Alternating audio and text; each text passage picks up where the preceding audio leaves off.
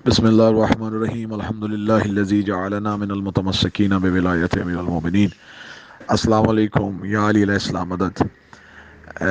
जो कुछ मुल्क पाकिस्तान में हो रहा है ये एक बहुत बड़ी साजिश जो कि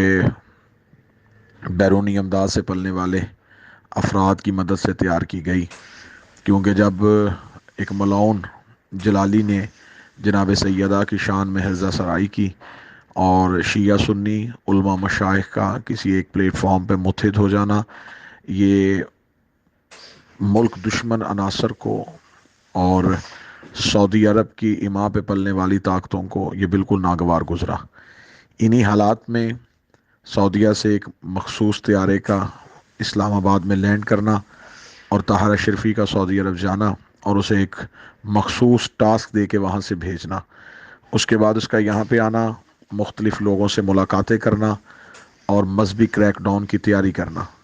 ये सब कुछ अयाम अज़ा से पहले इसलिए मुमकिन नहीं था कि शिया मुहर्रम के अयाम में सड़कों पे आएंगे और शायद कहीं ये जुलूस एहतजाज में न बदल जाए। लिहाजा ये सब कुछ होना बाकी था, जिस हवाले से मेरे ऊपर मुहर्रम से पहले ही मुख्तलिफ़ जगहों को बैन कर दिया गया, पाबंदी लगा दी गई और फिर इस कदर अरसा हयात को तंग कर दिया गया कि गुजरांवाला बग़ैर किसी मुतनाज़ गुफ्तगू के मजलिस पे पाबंदी लगा दी गई, गुजरात पाबंदी लगा दी गई, सियालकोट पाबंदी लगा दी गई और इस्लामाबाद के उस हजूम को देख के, हकाइक को तोड़ मरोड़ के,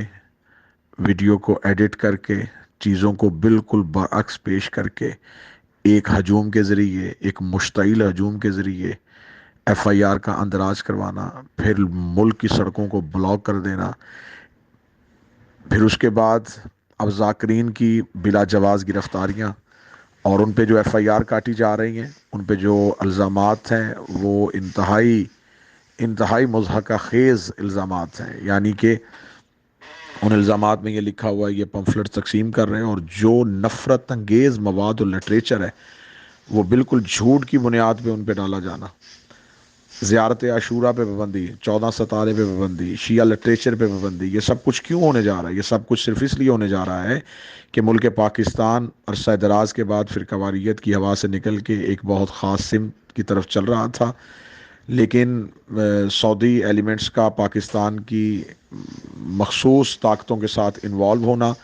और सऊदी रियाल पे पलने वाले ज़मीर फ़रोशों का, सऊदी ताकतों के इशारों पे नाचने वालों का मुत्हिद हो जाना, ये सब फसादी फितनागर टोला ये बिल्कुल ऐसे ही जमा हो चुका है जैसे कि खारज और जो खारज नहरवान में आ गए थे। ये बिल्कुल वही मकासद हासिल किए जाने की कोशिश की जा रही है। गुजारिश ये करूँगा कि ज़ातियात से निकल के अपनी ज़ात की नफ़ी करते हुए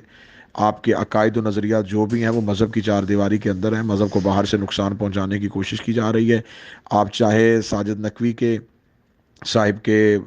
पैरोकार हैं, चाहे आप हामिद अली मूसवी साहब के पैरोकार हैं, चाहे राजा नासिर अब्बास के हैं, एक चीज़ ये तय है कि ये फितना जिसको तकवीयत मिली ये लाहौर के उस साजिश के मरकज़ जिसे जवाद नकवी कहते हैं, इसकी तरफ से गठजोड़, इसकी तरफ से मीटिंग्स, इसकी तरफ से लिस्टों का फ्राहम होना, इसकी तरफ से तहरीक तहफ़्ज़ तशय्युअ पाकिस्तान का रजिस्टर होना और फिर मुल्क के तूलो अर्ज़ में इसका फितना फैलाना, जाकरीन के पुराने क्लिप्स को निकाल निकाल के